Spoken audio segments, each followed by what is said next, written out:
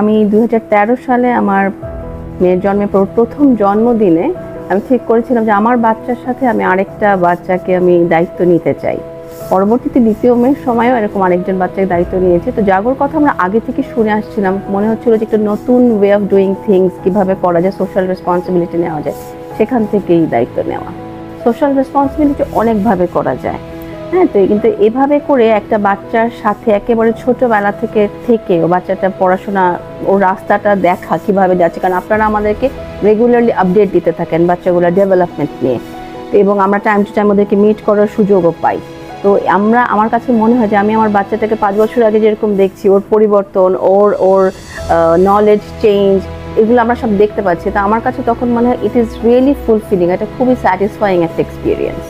জাগোর 18 years, মানে এটা তো আমার কাছে খুবই অদ্ভুত লাগছে যে এত বছর ধরে আমি যখন শুনেছি আমি ও 18 ইয়ার্স হয়ে গেছে, wow. Wish you all the best, আমার আন্তরিক শুভেচ্ছা, অনেক দোয়া। আমাদের দেশে আরও অনেক বাচ্চা আছে যাদের পাশে আসলে আপনাদেরকে দরকার আছে যাদের। আমি দোয়া করছি ইনশাআল্লাহ আপনারা অনেক দূর যেতে পারবেন, আমরাও আপনাদের সাথে থাকতে পারবো, সেই দোয়া করি। অল মাই বেস্ট উইশেস আর উইথ ইউ।